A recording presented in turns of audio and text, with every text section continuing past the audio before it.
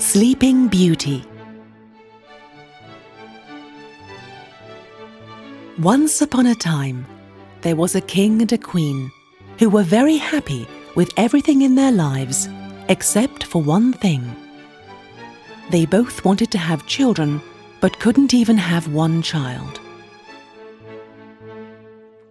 One day, the queen was sitting by a pond when a frog jumped out of the water in front of her. It said, "Your wish will come true. Before the year has passed, you will have a daughter." Excited, the queen ran and told the king the good news. When a year had passed, it happened as the frog had foretold. A baby girl was born to the king and queen, and happiness filled their lives. The child was beautiful and well-behaved. The king was so proud of his baby daughter that he immediately made his servants prepare a huge christening celebration at the castle. The king invited all of his friends to the celebration: kings, queens, princes and princesses from other kingdoms. The king wanted the good fairies to be his daughter's godmothers. There were 13 fairies in the kingdom, but one of the fairies was old, mysterious, and rarely ever seen, so the king did not think it was important to invite her. When the christening celebration was over, the good fairies went to the little princess to give her their magical gifts. The first fairy said, "I will give you beauty." The second fairy said, "I will give you happiness." The third fairy said, "I will give you sweet dreams." The fourth fairy said, "I will give you the ability to dance like a fairy."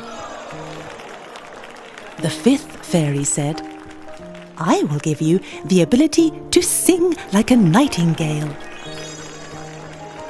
When 11 fairies had given their gifts, the baby had been promised the most wonderful gifts that anyone could hope for. Just at that moment, the 13th fairy arrived. She was angry because the king had not invited her to the celebration. Pointing at the child, she said, "When the king's daughter turns 15 years old, she shall prick her finger on a spindle and will fall dead to the ground." Saying nothing more, the fairy rushed out of the palace.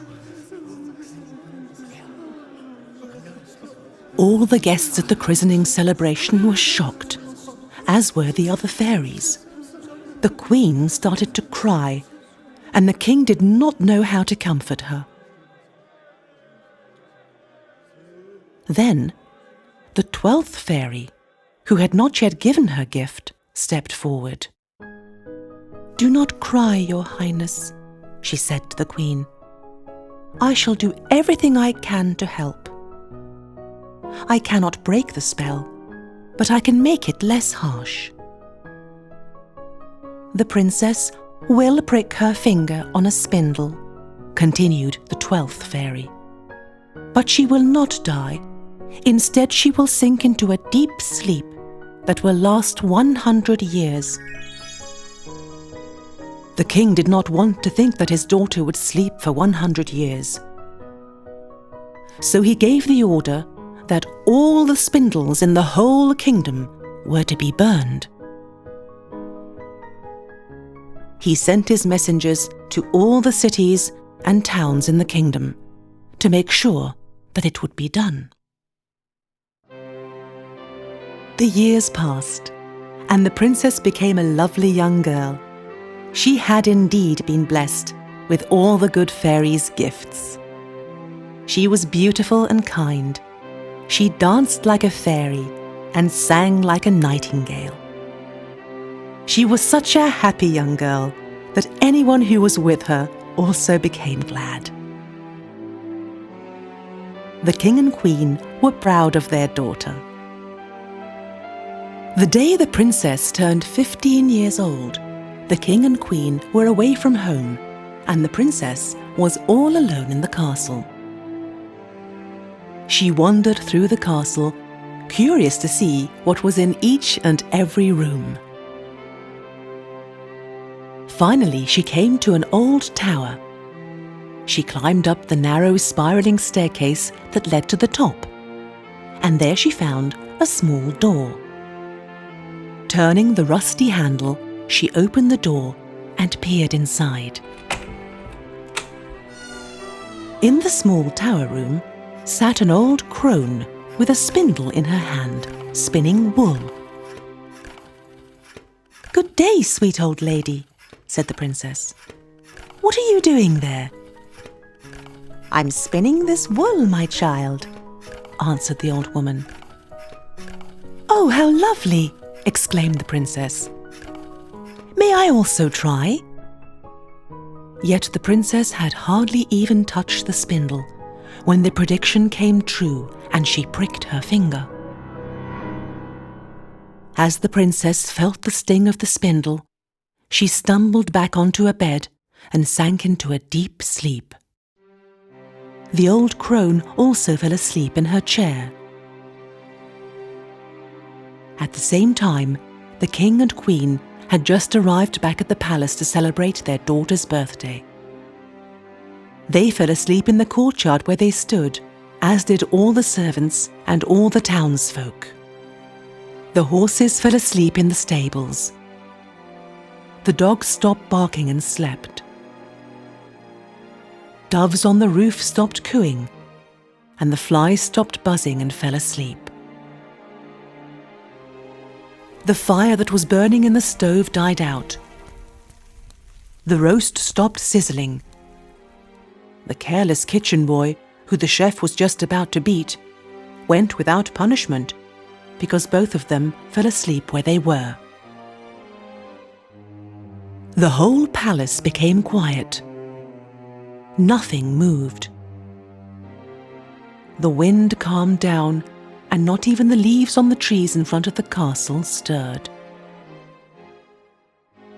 Around the castle, brambles began to grow, and they grew year after year, even higher and thicker. Finally, the brambles grew so thick and tall that they almost covered the entire castle. Only the flag and the highest towers were visible. The story of the sleeping castle and a beautiful princess spread throughout the land and became known to many. As time passed, many princes who had heard of the beautiful sleeping princess rode their horses to the palace, hoping that they could wake her up. But none of them could push through the thick brambles, and they ended up injuring themselves on the terrible thorns. After many more years had passed, a prince was riding through the country. He began talking to a friendly old man. The old man told the prince the story that he had heard from his grandfather, the story of Sleeping Beauty, the princess who lay in the sleeping castle, completely enclosed within bramble bushes. In the castle slept the king's beautiful daughter, with her father, mother, and other townsfolk. It was said that they had been asleep for a full 100 years. When the prince heard the old man's story, he said, "I want to see this beautiful princess and wake her up." "Wait, good prince," the old man said. "You must know the danger that awaits you. My grandfather told me that years ago, many young princes tried to push through the brambles that surround the castle. They could not get through. and every one of them was very badly injured by the terrible thorns. "I am not afraid of thorns or injuries," answered the prince. "I must see this Sleeping Beauty." On the same day that the prince arrived, exactly 100 years had passed from the time when the castle had fallen asleep. The power of the evil fairy's spell had run out. When the prince began to push through the brambles, all the thorns turned to lovely roses.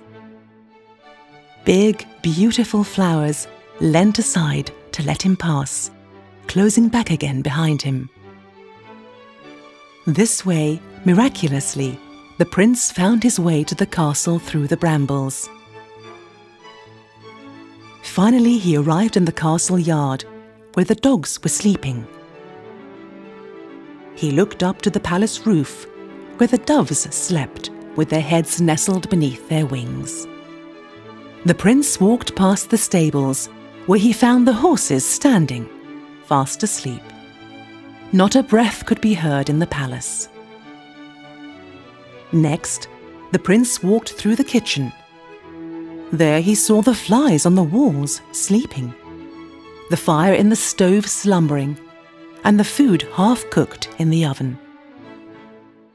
The chef stood asleep, his hand raised towards the kitchen boy who had fallen asleep while waiting for the chef's beating. A young servant girl sat beside the table, a half-plucked chicken in her lap. The prince walked through the quiet castle until he came to the courtyard. There sat the king and queen in their thrones, surrounded by their servants, everyone in a deep slumber. Everything in the castle was so quiet that the prince thought it best to tiptoe, as though he was afraid of waking up the peaceful sleepers. He wandered through the hallways and chambers, looking everywhere, but he could not find Sleeping Beauty. Finally, the prince arrived at the foot of the castle's biggest tower. He climbed up the narrow spiral steps. When he arrived at the top, he pushed the door open carefully and stepped into the room. There, in the bed, slept the most beautiful girl the prince had ever seen. Without being able to take his eyes from the beautiful princess, the prince bent over to kiss her. When he had gently kissed her lips, Sleeping Beauty's eyes began to open, and she slowly arose from her sleep. The princess was overjoyed to see the handsome young prince sitting beside her. They got up and walked down the stairs together. The king and queen had also woken from their sleep. They were happy to see their daughter and the prince who had broken the evil fairy's spell. The whole castle started to come back to life, and everyone stared at each other in wide-eyed wonder. The fire fired up in the stove. The roast started cooking, and the kitchen boy scampered away to avoid the chef's beating. In the castle grounds, the dogs started to bark again, and the horses whinnied in their stables. Even the doves on the roof woke up and flew into the sky. Life had returned to the castle once more, after 100 years of slumber. Everyone was amazed but overjoyed. The tall brambles disappeared from around the castle, and wedding preparations were begun. The beautiful young princess and the handsome prince had a beautiful wedding, and they lived happily ever after.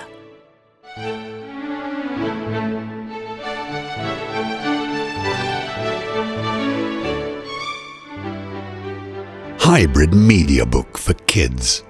When the snowflakes drifted softly to the ground, a queen sat by her window, sewing a snow-white quilt.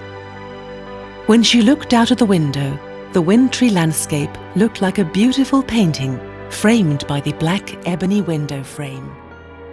As she was sewing, The new, fabulous way to play and learn.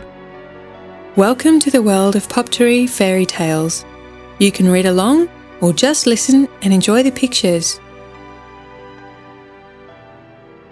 who is the fairest of them all? The mirror would always reply in the same way. You, my queen, are the fairest of them all.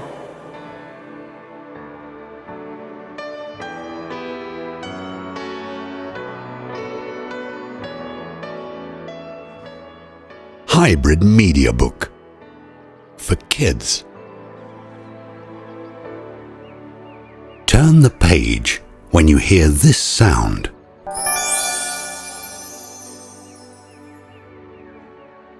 The new, fabulous way to play and learn.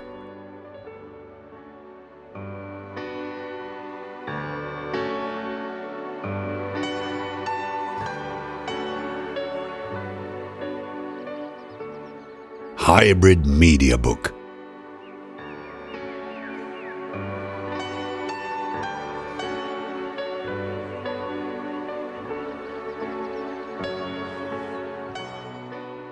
Also currently in this series, The Ugly Duckling, Little Red Riding Hood, The Three Little Pigs, Sleeping Beauty, and Santa Claus.